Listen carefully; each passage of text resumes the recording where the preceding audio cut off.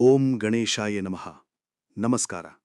ವಿಶ್ವದ ಸಮಸ್ತ ಮಕರ ರಾಶಿಯ ಬಂಧುಗಳೇ, ನಿಮ್ಮೆಲ್ಲರಿಗೂ ಜೀವನ ಜ್ಯೋತಿ ಚಾನೆಲ್ಗೆ ಆತ್ಮೀಯ ಸ್ವಾಗತ. ಇಂದು ನಾವು ಜ್ಯೋತಿಷ್ಯಶಾಸ್ತ್ರದ 10ನೇ ರಾಶಿಯಾದ ಮಕರ ರಾಶಿಯ ಬಗ್ಗೆ ಅತಿದೊಡ್ಡ ವಿಶ್ಲೇಷಣೆ ಮಾಡಲಿದ್ದೇವೆ. ಈ ರಾಶಿಯವರು ಯಾರು? ಇವರ ಹುಟ್ಟಿನ ಉದ್ದೇಶವೇನು? ಇವರು ಅನುಭವಿಸುವ ಕಷ್ಟಗಳಿಗೆ ಕೊನೆಯೆಂದು? ಇವರ ನಿಜವಾದ ಶಕ್ತಿ ಏನು? ಈ ಎಲ್ಲ ಪ್ರಶ್ನೆಗಳಿಗೆ ಇಂದು ನಾವು ಉತ್ತರ ಕಂಡುಕೊಳ್ಳೋಣ.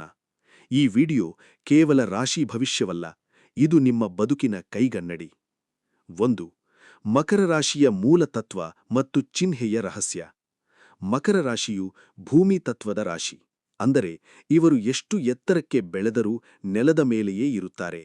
ಇವರ ಚಿಹ್ನೆ ಮಕರ, ಅಂದರೆ ಸಮುದ್ರದ ಆಡು. ಈ ಚಿಹ್ನೆಯನ್ನು ಗಮನಿಸಿ. ಮುಂಭಾಗವು ಆಡಿನಂತಿದ್ದರೆ ಹಿಂಭಾಗವು ಮೀನಿನಂತಿರುತ್ತದೆ. ಇದು ಇವರ ದ್ವಿಮುಖ ವ್ಯಕ್ತಿತ್ವವನ್ನು ತೋರಿಸುತ್ತದೆ. ಅಂದರೆ ಇವರು ಬೆಟ್ಟದ ತುದಿಯನ್ನೂ ಏರಬಲ್ಲರು ಮತ್ತು ಸಮುದ್ರದ ಆಳವನ್ನು ಅರಿಯಬಲ್ಲರು. ಇವರಲ್ಲಿರುವ ಈ ಸರ್ವವ್ಯಾಪಿ ಗುಣವೇ ಇವರನ್ನು ಇತರರಿಗಿಂತ ಭಿನ್ನವಾಗಿಸುತ್ತದೆ. 2. ಶನಿದೇವನ ಕಠಿಣ ಶಿಷ್ಯತ್ವ. ಮಕರ ರಾಶಿಯ ಅಧಿಪತಿ ಮಂದಗತಿಯ ನ್ಯಾಯದೇವತೆಯಾದ ಶನಿದೇವ. ಶನಿದೇವನು ಒಬ್ಬ ಕಠಿಣ ಶಿಕ್ಷಕನಿದ್ದಂತೆ. ತರಗತಿಯಲ್ಲಿ ಶಿಕ್ಷಕರು ಹೇಗೆ ಶಿಸ್ತು ಪಾಲಿಸುವ ವಿದ್ಯಾರ್ಥಿಯನ್ನು ಮೆಚ್ಚುತ್ತಾರೋ ಹಾಗೆಯೇ ಶನಿದೇವನು ಈ ರಾಶಿಯವರಿಂದ ಶಿಸ್ತು ಮತ್ತು ಪ್ರಾಮಾಣಿಕತೆಯನ್ನು ನಿರೀಕ್ಷಿಸುತ್ತಾನೆ. ಶನಿಯ ಪ್ರಭಾವದಿಂದಾಗಿ ಮಕರ ರಾಶಿಯವರ ಬದುಕು ಹೂಮಿನ ಹಾಸಿಗೆಯಲ್ಲ. ಇವರು ಪ್ರತಿ ಹೆಜ್ಜೆಯಲ್ಲೂ ಅಡೆತಡೆಗಳನ್ನು ಎದುರಿಸುತ್ತಾರೆ. ಆದರೆ ನೆನಪಿಡಿ, ಸಮುದ್ರದ ಅಲೆಗಳು ಬಂಡೆಯನ್ನು ಹೊಡೆದಷ್ಟು ಆ ಬಂಡೆ ನಯವಾಗುತ್ತದೆ. ಹಾಗೆಯೇ ಮಕರ ರಾಶಿಯವರು ಕಷ್ಟಗಳನ್ನು ಎದುರಿಸಿದಷ್ಟು ಹೆಚ್ಚು ಪ್ರಬಲರಾಗುತ್ತಾರೆ. 3. ಬಾಲ್ಯದ ಜವಾಬ್ದಾರಿಗಳು ಮತ್ತು ತ್ಯಾಗದ ಕಥೆ. ಮಕರ ರಾಶಿಯವರು ಎಂದಿಗೂ ಮಕ್ಕಳಂತೆ ಆಟವಾಡುವುದಿಲ್ಲ. ಇವರ ಬಾಲ್ಯವು ಜವಾಬ್ದಾರಿಗಳಿಂದ ಕೂಡಿರುತ್ತದೆ. ಇವರು ತಮ್ಮ 11-12 ವರ್ಷದ ಪ್ರಾಯದಲ್ಲೇ ಮನೆಯ ಆರ್ಥಿಕ ಸ್ಥಿತಿಯನ್ನು ಅರಿತಿರುತ್ತಾರೆ. ತಮ್ಮ ತಂದೆ ತಾಯಿಯ ಕಣ್ಣೀರನ್ನು ಕಂಡಾಗ ಅದನ್ನು ಒರೆಸಲು ತಾವೇ ಬೆಳೆಯಬೇಕೆಂದು ನಿರ್ಧರಿಸುತ್ತಾರೆ. ತಮ್ಮ ಆಸೆಗಳನ್ನು ಹತ್ತಿಕ್ಕಿ ಕುಟುಂಬದವರಿಗಾಗಿ ದುಡಿಯುವ ಇವರನ್ನು ಸ್ವಂತ ಒಡಹುಟ್ಟಿದವರೇ ಒಂದು ದಿನ ನಮಗಾಗಿ ನೀನೇನು ಮಾಡಿದ್ದೀಯಾ ಎಂದು ಕೇಳಿದಾಗ ಇವರ ಹೃದಯ ಚೂರಾಗುತ್ತದೆ. ಆದರೂ ಇವರು ಮೌನವಾಗಿ ನಗುನಗುತ್ತಾ ಮತ್ತೆ ಕೆಲಸಕ್ಕೆ ಹೋಗುತ್ತಾರೆ. ಈ ತ್ಯಾಗವೇ ಇವರ ಬದುಕಿನ ಅತಿದೊಡ್ಡ ಬಂಡವಾಳ. 4. ವೃತ್ತಿಜೀವನ ಮತ್ತು ಆರ್ಥಿಕ ಏಳಿಗೆ. ಮಕರ ರಾಶಿಯವರು ಕೆಲಸಕ್ಕೆ ನೀಡುವ ಮಹತ್ವ ಮತ್ಯಾರೂ ನೀಡಲಾರರು. ಇವರು ಅಪ್ಪಟ ಶ್ರಮಜೀವಿಗಳು. ಇವರು ಆಡಳಿತ ಮಂಡಳಿಯಲ್ಲಿ, ಅಂದರೆ ಮ್ಯಾನೇಜ್ಮೆಂಟ್ನಲ್ಲಿ, ಹಣಕಾಸು ವಿಭಾಗದಲ್ಲಿ ಅಥವಾ ನ್ಯಾಯಾಂಗದಲ್ಲಿದ್ದರೆ ಆ ಸಂಸ್ಥೆಗೆ ದೊಡ್ಡ ಲಾಭ. ಇವರಿಗೆ ಆಲಸ್ಯ ಅಂದರೆ ಆಗದು. ಸೋಮಾರಿಗಳನ್ನು ಇವರು ಕಂಡರೆ ಅಸಹ್ಯಪಡುತ್ತಾರೆ. ಆರ್ಥಿಕವಾಗಿ ಇವರು ಬಹಳ ಲೆಕ್ಕಾಚಾರದ ವ್ಯಕ್ತಿಗಳು. ಹಣವನ್ನು ಇವರು ಸುಮ್ಮನೆ ಪೋಲು ಮಾಡುವುದಿಲ್ಲ. ಇವರು ಹಣದ ಮೌಲ್ಯವನ್ನು ಬಲ್ಲವರು. ಹಾಗಾಗಿಯೇ ಜೀವನದ ದ್ವಿತೀಯಾರ್ಧದಲ್ಲಿ ಇವರು ತಮ್ಮದೇ ಆದ ಮನೆ, ನಿವೇಶನ ಮತ್ತು ವಾಹನವನ್ನು ಸಂಪಾದಿಸುತ್ತಾರೆ. ಶನಿದೇವನು ಇವರನ್ನು ತಡವಾಗಿ ಶ್ರೀಮಂತರನ್ನಾಗಿ ಮಾಡುತ್ತಾನೆ. ಆದರೆ ಆ ಶ್ರೀಮಂತಿಕೆ ಶಾಶ್ವತವಾಗಿರುತ್ತದೆ. 5. ಪ್ರೀತಿ, ಸ್ನೇಹ ಮತ್ತು ಸಂಬಂಧಗಳ ವಿಶ್ಲೇಷಣೆ. ಪ್ರೀತಿಯ ವಿಷಯದಲ್ಲಿ ಮಕರ ರಾಶಿಯವರು ಬಹಳ ನಿಗೂಢ. ಇವರು ಸುಲಭವಾಗಿ ಯಾರಿಗೂ ತಮ್ಮ ಪ್ರೀತಿಯನ್ನು ಹೇಳುವುದಿಲ್ಲ. ಇವರು ಐ ಲವ್ ಯು ಎಂದು ಹೇಳುವುದಕ್ಕಿಂತ ನಿಮ್ಮ ಮನೆಗೆ ಬೇಕಾದ ದಿನಸಿ ತಂದುಕೊಡುವುದರಲ್ಲಿ ಅಥವಾ ನಿಮಗೆ ಕಷ್ಟವಾದಾಗ ಬೆನ್ನೆಲುಬಾಗಿ ನಿಲ್ಲುವುದರಲ್ಲಿ ನಂಬಿಕೆ ಇಟ್ಟವರು. ಇವರ ಸ್ನೇಹ ಬಳಗ ಬಹಳ ಚಿಕ್ಕದಾಗಿರುತ್ತದೆ. ನೂರಾರು ಜನರನ್ನು ಇವರು ಸ್ನೇಹಿತರೆಂದು ಕರೆಯುವುದಿಲ್ಲ. ಕೇವಲ 2 ಅಥವಾ 3 ಇವರಿಗೆ ಆತ್ಮೀಯರಾಗಿರುತ್ತಾರೆ. ಇವರು ದ್ರೋಹವನ್ನು ಸಹಿಸುವುದಿಲ್ಲ.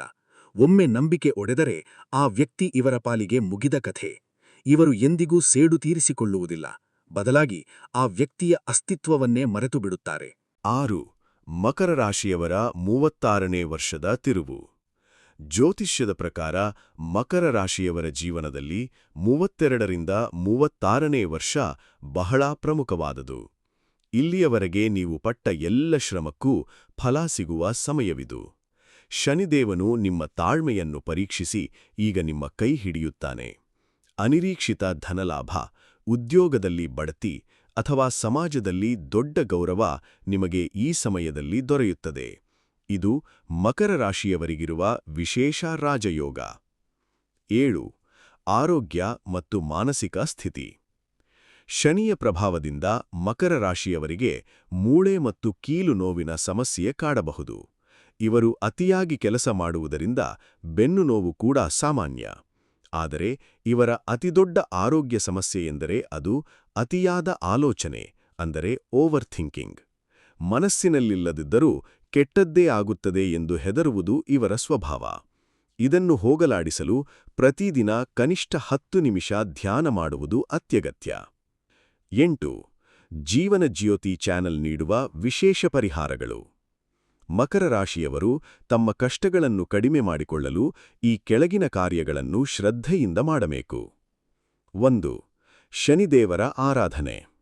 ಪ್ರತಿ ಶನಿವಾರ ಸಂಜೆ ಅಶ್ವತ್ಥಮರದ ಕೆಳಗೆ ಎಳ್ಳೆಣ್ಣೆ ದೀಪ ಹಚ್ಚಿ. ಇದು ನಿಮ್ಮ ವೃತ್ತಿಯಲ್ಲಿನ ಅಡೆತಡೆಗಳನ್ನು ನಿವಾರಿಸುತ್ತದೆ. 2. ಹನುಮಂತನ ಭಕ್ತಿ. ಶನಿದೇವನಿಗೆ ಹನುಮಂತ ಎಂದರೆ ಅತೀವ ಗೌರವ. ಆದ್ದರಿಂದ ಹನುಮಾನ್ ಚಾಲೀಸಾ ಪಠಿಸುವುದರಿಂದ ಶನಿದೋಷದ ಪ್ರಭಾವ ತಗ್ಗುತ್ತದೆ. 3.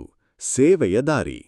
ನಿಮ್ಮಿಂದ ಸಾಧ್ಯವಾದಲ್ಲಿ ಬಡವರಿಗೆ ಅಥವಾ ವೃದ್ಧಾಶ್ರಮಕ್ಕೆ ಕಪ್ಪು ಬಣ್ಣದ ಬಟ್ಟೆ ಅಥವಾ ಅನ್ನವನ್ನು ದಾನ ಮಾಡಿ. 4. ಪ್ರಾಣಿದಯೆ. ಕಪ್ಪು ನಾಯಿಗೆ ಅಥವಾ ಕಾಗೆಗಳಿಗೆ ಪ್ರತಿದಿನ ಸ್ವಲ್ಪ ಆಹಾರ ನೀಡಿ. ಇದು ನಿಮಗೆ ಪಿತೃದೋಷವಿದ್ದರೆ ಅದನ್ನು ನಿವಾರಿಸಲು ಸಹಾಯ ಮಾಡುತ್ತದೆ. 9. ಉಪಸಂಹಾರ. ಭವಿಷ್ಯದ ಆಶಾವಾದ. ಕೊನೆಯದಾಗಿ, ಮಕರ ರಾಶಿಯವರೇ, ನೀವು ಒಂಟಿಯಲ್ಲ. ನಿಮ್ಮ ಜೊತೆ ಸಾಕ್ಷಾತ್ ಶನಿದೇವನಿದ್ದಾನೆ. ನಿಮ್ಮ ಕಣ್ಣೀರನ್ನು ಕಂಡ ದೇವರು ನಿಮಗೆ ಪ್ರತಿಫಲ ನೀಡಲು ಸಿದ್ಧನಾಗಿದ್ದಾನೆ.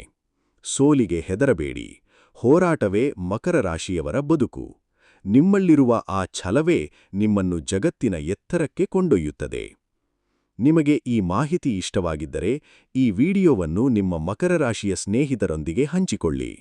ನಮ್ಮ ಜೀವನ ಜ್ಯೋತಿ ಚಾನೆಲ್ಗೆ ನೀವು ಸಬ್ಸ್ಕ್ರೈಬ್ ಆಗಿಲ್ಲದಿದ್ದರೆ ಈಗಲೇ ಆಗಿ. ನಮ್ಮ ಚಾನೆಲ್ ನಿಮ್ಮ ಜೀವನದಲ್ಲಿ ಜ್ಞಾನದ ಜ್ಯೋತಿಯನ್ನು ಬೆಳಗಲಿ ಎಂಬುವುದೇ ನಮ್ಮ ಆಶಯ. ನಿಮ್ಮ ಜೀವನದಲ್ಲಿ ಯಾವುದಾದರೂ ವಿಶೇಷ ಘಟನೆ ನಡೆದಿದ್ದರೆ ಅಥವಾ ನಿಮಗೆ ಏನಾದರೂ ಸಂಶಯವಿದ್ದರೆ ಕಮೆಂಟ್ ಬಾಕ್ಸ್ನಲ್ಲಿ ತಿಳಿಸಿ. ನಾವು ಖಂಡಿತವಾಗಿಯೂ ನಿಮಗೆ ಪ್ರತಿಕ್ರಿಯಿಸುತ್ತೇವೆ.